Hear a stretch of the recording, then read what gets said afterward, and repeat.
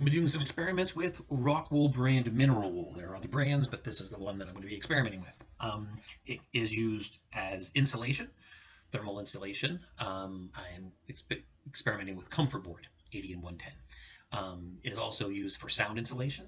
It is used for a fire barrier, flame resistance, moisture resistance, mold, mildew resistance, rot resistance, insect resistance. So it has a lot of that stuff. It is not a vapor barrier, though.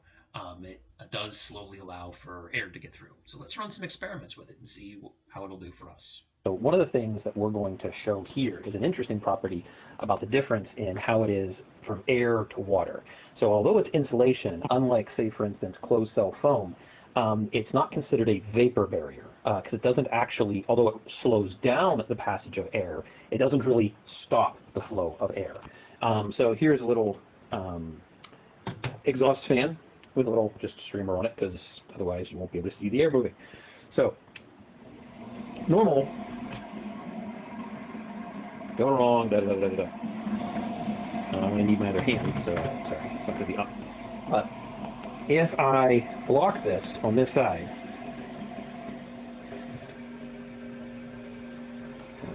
yeah, the fan stops. There it goes, and the little streamer stops.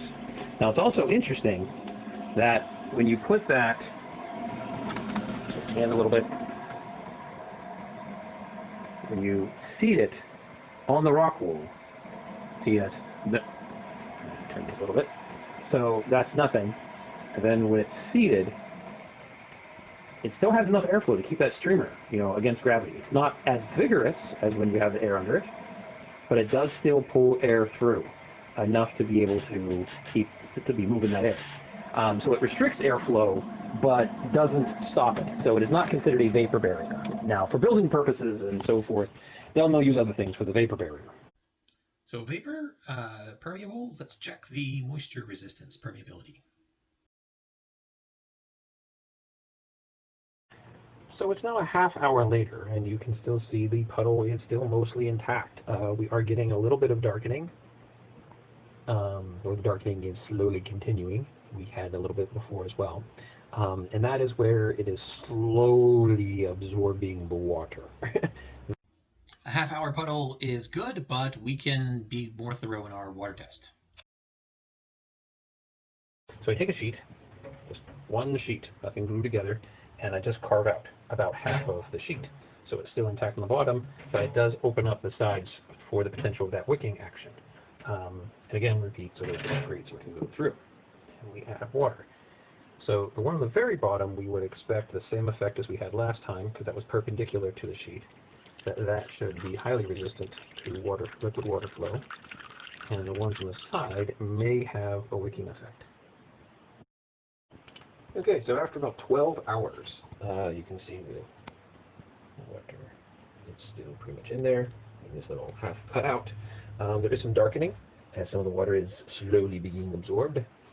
So that kind of finishes, I think, that experiment.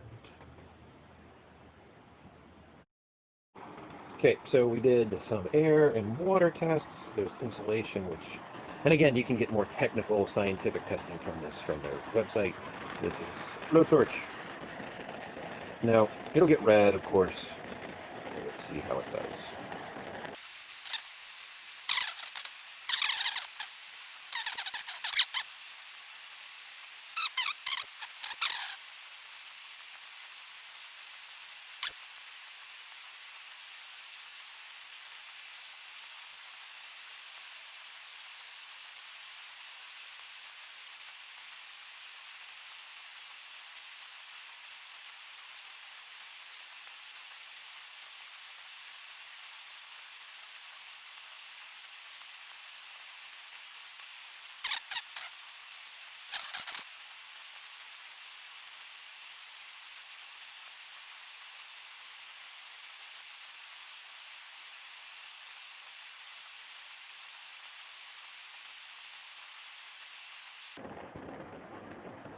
Okay, I think that's good. Take the heat source off.